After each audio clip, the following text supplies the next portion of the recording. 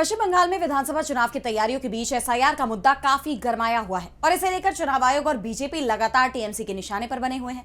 हाल ही में चुनाव आयोग ने बिना वजह बताए वोटर लिस्ट में 7 लाख नाम जोड़े, जिस पर विवाद छिड़ गया और अब यह मामला सुप्रीम कोर्ट में पहुंच गया। एसआईआर प्रक्रिया को लेकर लगातार उठते इन सवालों पर सीजेआई सूर्यकांत ने कड़ा रुख अपनाया है और कलकत्ता हाईकोर्ट से रिपोर्ट भी मांगी है।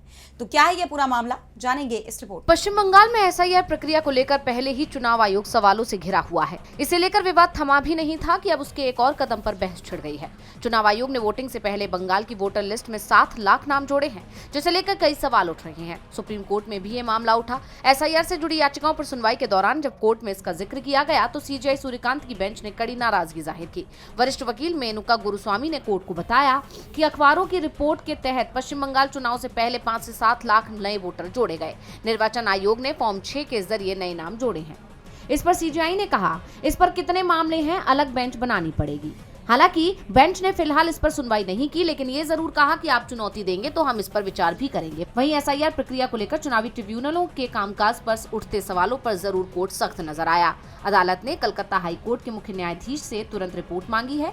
बेंच ने कहा कि इस मामले में हर दिन नए मुद्दे सामने आ रहे हैं, इसलिए अब अदालत ये जानना चाहती है कि क्या हकीकत में आदेशों की अनदेखी हो रही है और क्या नागरिकों को न्याय पाने में दिक्कत हो रही है। दरअसल वरिष्ठ वकील देवदत्त कामत ने कोर्ट को बताया कि अपीलेट ट्रिब्यूनल ठीक से काम नहीं कर रहे हैं, केवल ऑनलाइन आवेदन स्वीकार किए जा रहे हैं। लोगों को व्यक्तिगत रूप से पेश होने की इजाजत नहीं दी जा रही। यहाँ तक कि वकीलों को भी पक्ष रखने का मौका नहीं मिल रहा।